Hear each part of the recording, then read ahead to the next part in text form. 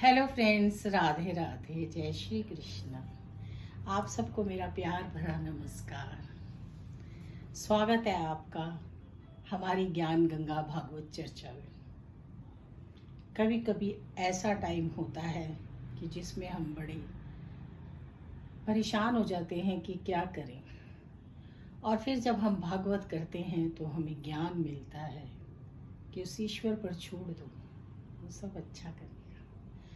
तो आज का हमारा प्रसंग है कि भगवान कृष्ण किस तरह से छोटे से हैं बाल गोपाल और तृणावर्त का उद्धार करेंगे, और साथ में भगवान कृष्ण का नामकरण। अब आता है तृणावर्त, कंस का भेजा हुआ भगवान का वध करने। अब माता को कैसे दूर करें, माता गोदी में लेके बैठी हैं तो भगवान अपना जो वजन है वो बढ़ा देते हैं। माता को वजन ज़्यादा लगता है, वो नीचे लिटा के अपने कामों में चली जाती है, और भगवान अपना वजन बढ़ाकर वो बवंडर धुएं के आकार में आता है और उसका वध कर देते हैं। अब भगवान के नामकरण का दिन आता है। गर्गाचार्य जी कहते हैं कि नामकरण पर आप बहुत ज़्यादा उत्सव ना करिए, कंस को पता चल जाएगा कि जो नामकरण है होने लगा है, और इस तरह से बात निकल जाएगी, छुपती नहीं है। तो फिर नंद जी कहते हैं, तो फिर गर्गाचार्य जी कहते हैं कि मैं गौशाला में आऊँगा, बच्चों को वहीं ले आना और मैं नामकरण करूँगा। गर्गाचार्य जी वहाँ पहुँचते हैं।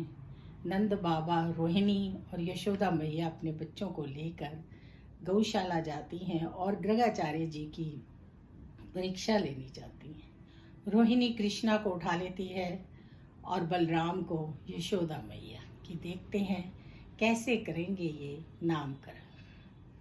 गर्गाचार्य जी की ज्योतिष विद्या को आजमाना चाहते हैं, तो वो कहते हैं नंद बाबा से, जो यशोदा की गोदी में है वो है रोहिणी का पुत्र, उसका नाम है बलराम। उसका नाम मैंने रखा है बलराम, जिसका बल अपूर्व होगा। और जो रोहिणी की गोद में है वो है कृष्ण, उसका नाम मैंने कृष्ण रखा है, क्योंकि कृष्ण नाम बहुत ही उत्तम है, उसके अक्षर बहुत अच्छे हैं और वो सम्राट बनेंगे और उनसा विद्वान कोई नहीं होगा। तो इस तरह से गौशाला में नाम रखा जाता है भगवान कृष्ण का और बलराम जी का। गर्गाचार्य जी चले जाते हैं। भगवान कृष्ण अपनी लीलाएं करते हैं, गोपियों के साथ खेलते हैं। गोपियां भगवान के दर्शन करते हैं और वो कभी उनकी मटकी फोड़ते हैं और एक बनाते हैं वो चोरी करने वाली चोर संस्था, जिसके होते हैं जो प्रधान वो कृष्ण भगवान, और बालकों को दूध मक्खन खिलाने के लिए वो आए दिन मक्खन की चोरी करते हैं और बालकों में बांट देते हैं। गोपियाँ माता यशोदा से उल्हाना देती हैं। एक दिन माता यशोदा गोदी में लेकर कृष्ण को बैठी होती हैं, दूध पिला रही होती हैं, तो भगवान कृष्ण कहते हैं, माता तुम सिर्फ मुझे ही नहीं पूरे ब्रह्मांड को दूध पिलाती हो। माँ भोली होती है, कहती है वो कैसे, तो वो अपना मुख खोल देते हैं और उसमें सारे ब्रह्मांड को देखकर वो घबरा जाते हैं। कृष्ण माता को योग माया से कहते हैं कि कुछ भी याद ना रहे। तो इस तरह से कृष्ण अपनी लीलाएं करते हैं, सुंदर सुंदर लीलाएं करते हैं। गायों के साथ बहुत प्यार होता है, ठुमक ठुमक नंगे पैर चलते हैं और सारा ब्रज आनंदमय होता है।